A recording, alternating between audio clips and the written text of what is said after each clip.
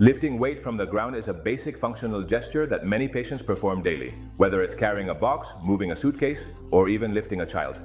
However, the way the involved muscles are activated can vary significantly depending on the posture of the spine during the lift. Surface electromedicine is the ideal tool to analyze in real time how muscles like the gluteus maximus and the spinal erector are activated.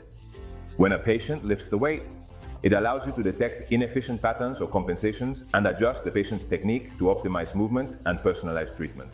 Do you want all the info to know how to apply this evaluation in your practice, daily? Below, in the description, you have a link to access all the information. Today you will discover how the activity of the spinal erector and the gluteus changes. Two key muscles in this type of movement, when lifting weight with a flexed spine versus with a neutral spine. Additionally, you will learn why evaluating this synergy will help you optimize performance, reduce the risk of injuries. Thank you. And design better exercise or rehabilitation programs.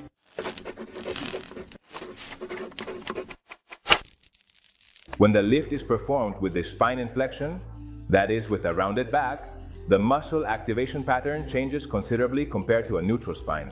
In this case, the spinal erector has greater activation. Its main function is to stabilize the spine and prevent it from flexing more than necessary. This sustained overload can quickly fatigue the lumbar muscles, especially when lifting repeated loads. That is, many times or heavy loads. In the case of the gluteus maximus, we will have less activation. Although it also plays a role in hip extension, its role is limited when the lifting mechanics do not favor a powerful extension from the hip. And what happens if you lift a weight with a neutral spine? In this variant, the back remains more aligned and the load is distributed more efficiently through the posterior chain. In the case of the gluteus maximus, we will have greater activation. It becomes the main driver of the movement, producing a greater hip extension that propels the lift. This improves efficiency and reduces the strain on the lumbar area. In the case of the spinal erector, we will have lower or moderate activation. By keeping the spine aligned, the spinal erector only needs to stabilize without overactivating, which reduces stress in the area, lumbar.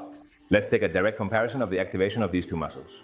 Here you have the paravertebral activity of the spinal erector when a patient lifts a weight with a neutral spine and with a flexed spine. Notice the results.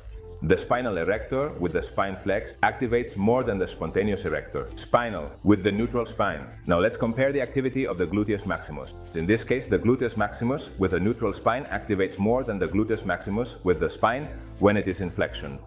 Therefore, the spinal erector is more likely to become overloaded when the weight is lifted with a flexed spine, while the gluteus maximus works much more efficiently with a neutral spine. So, if we ask ourselves which posture is more efficient or more or less injurious, although none of the postures is injurious by itself, maintaining an aligned spine during lifting presents several functional advantages.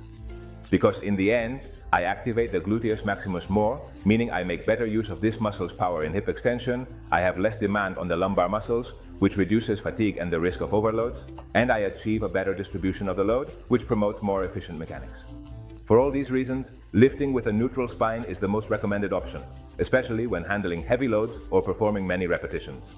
Surface electromyography is a very useful tool that will help you measure in real time the activation of the gluteus maximus and the erector spinae, detect inefficient patterns or compensations during lifting, and correct or optimize the technique according to the patient's muscular response. See you in the next post.